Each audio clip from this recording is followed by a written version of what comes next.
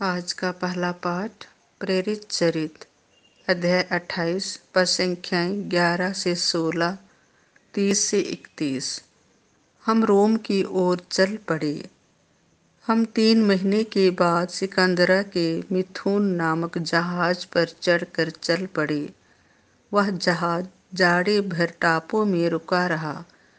हम सिराकुसा में लंगर डालकर 3 दिन वहाँ रहे। हम वहाँ से किनारे किनारे चलकर रेजियम आए। दूसरे दिन दक्षिणी हवा चलने लगी, इसलिए हम एक दिन बाद पुतिओली पहुँचे। वहाँ भाइयों से भेंट हुई और हम उनके अनुरोध पर 7 दिन उनके साथ रहे। इसके बाद हम रोम की ओर चल पड़े। वहाँ के भाई हमारे आगमन का समाचार सुनकर अपियुस के चौक और 3 सराय नामक स्थान तक हमारा स्वागत करने आए।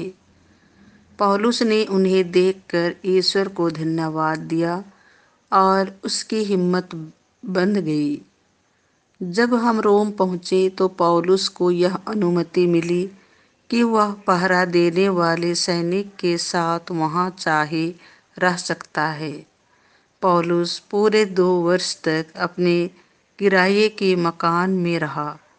वह सभी मिलने वालों का स्वागत करता था और आत्मविश्वास के साथ निर्विघ्न रूप से ईश्वर के राज्य का संदेश सुनाता और प्रभु यीशु मसीह के विषय में शिक्षा देता था।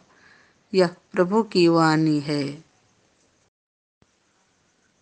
संत मत्ती के अनुसार पवित्र सुसमाचार अध्याय 14 पद संख्या 22 से 33।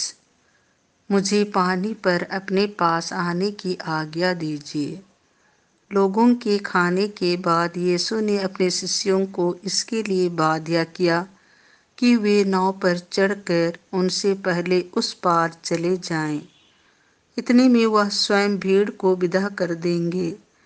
यीशु भीड़ को विदा कर एकांत में प्रार्थना करने के लिए पहाड़ी पर चढ़े। संध्या होने पर वह वहाँ अकेले थे। नाव उस समय तट से दूर जा चुकी थी। वह लहरों से डगमगा रही थी क्योंकि वायु प्रतिकूल थी। रात के चौथे पहर यीशु समुद्र पर चलते हुए शिष्यों के पास आए। जब उन्होंने यीशु को समुद्र पर चलते हुए देखा तो वे बहुत घबरा गए और यह कहकर यह कोई प्रेत है, डर के मारे चिल्लाने लगे। यीशु ने तुरंत उनसे कहा, धीरज धरो, मैं ही हूँ, डरो मत। पेतरुस ने उत्तर दिया, प्रभु, यदि आप ही हैं तो मुझे पानी पर अपने पास आने की आज्ञा दीजिए। यीशु ने कहा, आ जाओ।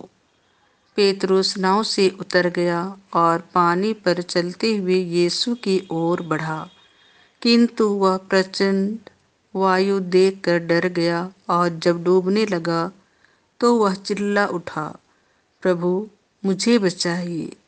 यीशु ने तुरंत हाथ बढ़ाकर उसे थाम लिया और कहा, रे अविश्वासी, तुम्हें संदेह क्यों हुआ? वे नाव पर चढ़े और वायु थम गई। जो नाव में थे उन्होंने यह कहते हुए यीशु को दंडवत किया, सचमुच आप ईश्वर के पुत्र हैं। यह प्रभु का सुसमाचार है।